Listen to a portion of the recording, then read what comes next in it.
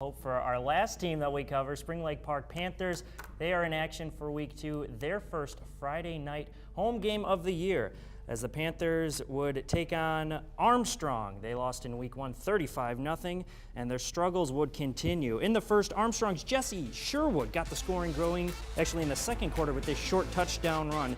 Don't worry, we'll see more of the ground game from Armstrong, but not before this 45-yard touchdown catch by Cam Chia Akayo Bowman. Look at him go. That was his only reception of the game. And yeah, he's going to want that football back. Give me the ball back. And now he's got it. Later in the second, I told you he'd be back. Sherwood takes a handoff right up the middle, and nobody would catch him. 53 yards for his second touchdown of the game. Armstrong really starting to get things going here in this first half. And they tried to get greedy after that. With this pooch kick, a little trick play that caught SLP off guard, and with a 21-point lead, they got the ball back. Well, there was nothing tricky about this play, as Sherwood again goes right up the gut to score his third touchdown of the first half. Get this kid a Gatorade. Trailing 27-0 with 2 ticks left in the half, the Panthers would finally get on the board with this impressive 35-yard field goal by Pedro Pliego. Might add, he's a pretty good soccer player. SLP carried this momentum into the second half, and Zach Dunbar ran in their first touchdown of the game. With Sam Fritz's 2-point conversion, they cut the deficit to 16. Well, you know the old saying, payback is an onside kick recovered by Spring Lake Park. Panthers would get back into this game, and they had short field and the momentum. Dunbar capped off the drive with this 6-yard touchdown, his second of the game.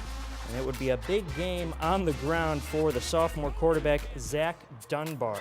He had 12 rushes for 50 yards on the game, including this nice pickup late.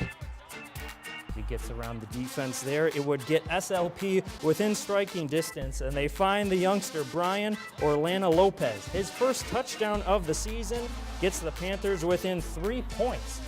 But as it turns out, it's too little too late. Armstrong goes back to their bread and butter. Jesse Sherwood, he runs out the clock, and Armstrong wins 27-24. Spring Lake Park, they're a very good team. You know, they're state championship, so we couldn't take them lightly. Offensive line got a very good push. We're young, but we got captains that step up and tell the team, and they follow our lead. So we just came out here and did what we know we could do.